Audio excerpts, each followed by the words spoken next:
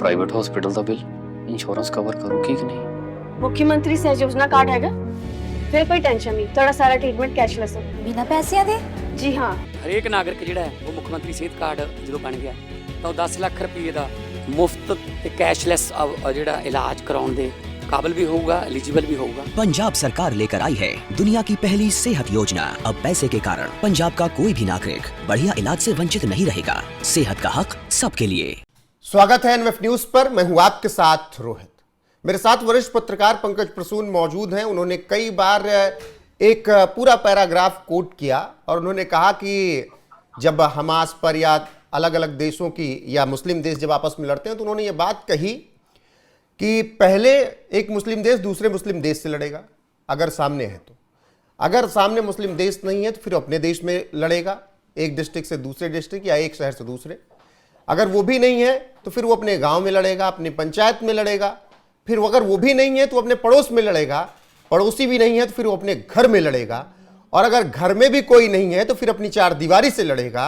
अगर चार दीवारी भी नहीं है तो वो कट्टरपंथी मुसलमान खुद से लड़ेगा।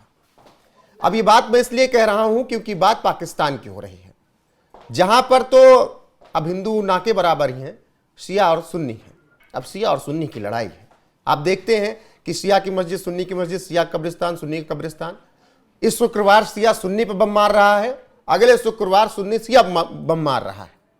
और अब मुल्ला मुनीर ने जो कांड किया है उस पर मुझे पंकज जी आपकी ये कहावत कह सकते हैं सटीक बैठती नजर आई, इसीलिए मैंने थोड़ा विस्तार लेकर उसे कोड किया। क्या यह बात सच है और क्या कुछ असीम मुनीर कर रहा है पाकिस्तान में? मैं हार्ड फैक्ट्स बता रहा हूं, पाकिस्तानी सरकार के आंकड़े, बाकी किसी दूसरे के आंकड़े नहीं है, ये पाकिस्तानी सरकार के आंकड़े। 1979 में ईरान में इस्लामिक रिवॉल्यूशन होने के बाद से 2017 तक पाकिस्तान में 20,000 शिया मारे गए। और उसके बाद मुनीर के कार्यकाल में, यह जो असीम मुनीर जब से बना है थल सेनाध्यक्ष तब से लेकर अब तक 3,000 शिया मारे गए। इतने सारे शिया पाकिस्तान में मारे गए हैं जितने मुसलमान फिलिस्तीन में नहीं मारे गए। दोनों का कंपेयर कर लीजिए। पाकिस्तानियों ने शियाओं को ज्यादा मारा है, इजरायलियों ने फिलिस्तीनियों को कम। ये तो हार्ड फैक्ट्स और आंकड़े थे। ठीक। अभी पाकिस्तान के कल एक शिया मस्जिद में ब्लास्ट हुआ।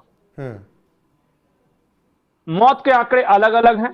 पाकिस्तानी सरकार का कहना है कि 31 लोग मरे, कुछ लोगों का कहना है कि 50 लोग के आसपास भी मरे हैं, 250 के आसपास घायल हैं। यह हर कोई बता रहा है। लेकिन ये हमले हुए क्यों और किस मकसद से कराए गए और पाकिस्तान में चल क्या रहा है? क्योंकि पाकिस्तान में अभी जो बलूच लोगों ने हमला किया उसमें पाकिस्तानी यूट्यूबर के अनुसार 250 के आसपास सैनिक मारे गए। फिर यह मस्जिद में ब्लास्ट हो जाता है जिसमें पता चलता है कि 30 से 50 के बीच में शिया मारे गए। यह चल क्या रहा है पाकिस्तान में? और पाकिस्तान में शियाओं के साथ यह दुश्मनी क्यों, या बलूचों के साथ दुश्मनी क्यों, या पख्तूनों के साथ दुश्मनी क्यों? हमारे यहां एक पहलगाम होता है या कोई घटना होती है, 10-20 लोग मारे जाते हैं तो हम आक्रोशित कि पाकिस्तान से बदला लेना है। पाकिस्तान में हर हफ्ते 200-250 लोग मरते हैं और कहीं कुछ फर्क नहीं पड़ता। वही तो मैं कह रहा हूं, वहां का शिया और सुन्नी कॉन्फ्लिक्ट इतना बड़ा वैसे पूरी दुनिया में है। भले ये सामने आकर ना दिखाते हो कि हम भाई भाई हैं, लेकिन शिया और सुन्नी इतना बड़ा कॉन्फ्लिक्ट है। मैंने कई मौलानाओं से अपने पॉडकास्ट में इस बात को किया। जो शिया है वो कहते हैं सुन्नी कुछ नहीं होता है, ये फालतू का पता नहीं कहां से आ गए। जो सुन्नी है वो कहते हैं शिया कुछ नहीं होता है। तो ये तो कॉन्फ्लिक्ट वहां लंबे समय से है। हमने तो यहां तक सुना है कि शिया और सुन्नी एक दूसरे की मस्जिद यूज नहीं कर सकते भाई नमाज के लिए, नहीं कर सकते। इस पूरे लड़ाई की शुरुआत हुई सऊदी बनाम ईरान से। जो ईरान में जब रिवॉल्यूशन हुआ, इस्लामिक रिवॉल्यूशन, और अभी जो खामनेई हैं इनके से पहले, ये तो खामनेई अभी मौजूदा है सुप्रीम लीडर, पहले सुप्रीम लीडर खोमैनी थे। दोनों में अंतर समझ लिया, वो खोमैनी थे, ये खामनेई है। तो अयतुल्लाह खोमैनी जब थे उस वक्त उन्होंने ये कह दिया कि ये शिया का राज होगा और मुसलमानों का राज होगा, इस्लामिक रिवॉल्यूशन। और उन्होंने क्या किया कि दुनिया भर में जहां जहां शिया थे उन सबको आपस में कनेक्ट किया। इसके काउंटर में सऊदी अरबिया ने सुन्नी को कनेक्ट किया और दोनों तरफ के लोगों ने अपने अपने मिलिटेंट ऑर्गेनाइजेशन बनाए। जैसे शियाओं ने बनाया हिजबुल्लाह को, शियाओं ने बनाया हमास को, शियाओं ने बनाया हुती को, तो सुन्नियों ने भी बनाया। सुन्नियों ने सलाफी एक वहां मूवमेंट चला और उन्होंने हर देश में सुन्नियों का एक कट्टरपंथी संगठन बनाया। अब जैसे पाकिस्तान में जो है शियाओं के खिलाफ लड़ने वाले जो सुन्नियों के संगठन हैं वो लश्कर-ए-झांगवी है, सिपाह सलाह है, इस तरह का। और वहां आप शियाओं का भी संगठन देखिएगा। और उस वक्त से ये लड़ाई खूनी लड़ाई में तब्दील होती गई। जहां सुन्नी ज्यादा संख्या में वो शिया लोग को मारेंगे, जहां शिया ज्यादा संख्या में वहां सुन्नी लोग को ये करेंगे। और ये पूरी लड़ाई 1979 से लेकर के 80 के दशक तक चलती रही, जब तक कि सामने फिर यूरोपियंस नहीं आ गए। आज भी जहां कहीं भी भारत में अगर शिया हैं उनके मोहल्ले में जाइएगा, उनसे पूछे सुन्नियों के बारे में, सुन्नियों से पूछे शिया के बारे में। मेरा सुन्नी फ्रेंड था, वो कहता था कि शिया के यहां जाकर खाना मत खाना, कुछ टच मत करना। मैंने कहा क्यों? क्योंकि वो पानी में थूक के देते हैं। इस तरह की बातें थी।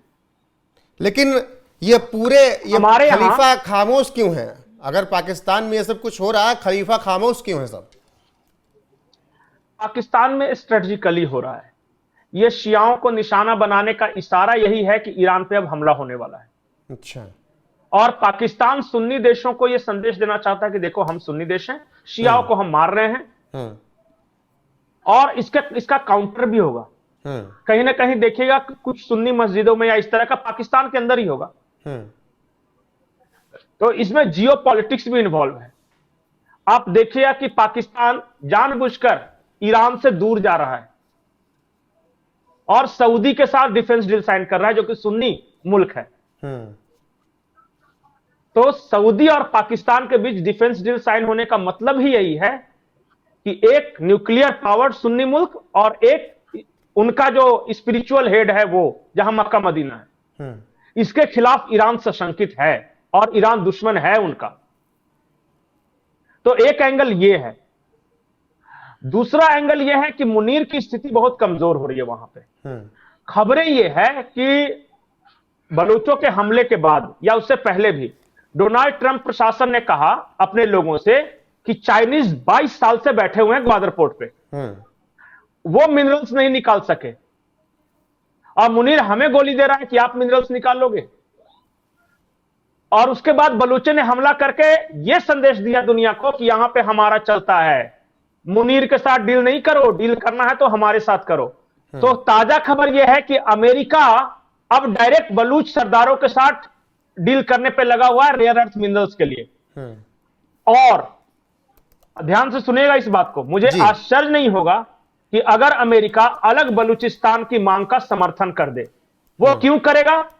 क्योंकि अलग बलूचिस्तान बना तो ईरान का सिस्तान और पाकिस्तान का जो बलूचिस्तान है दोनों मिला के एक मुल्क बनेगा।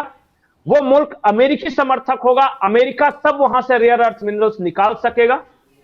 उसको मुनीर के साथ, एक पंजाबी के साथ डील करने की जरूरत क्या है?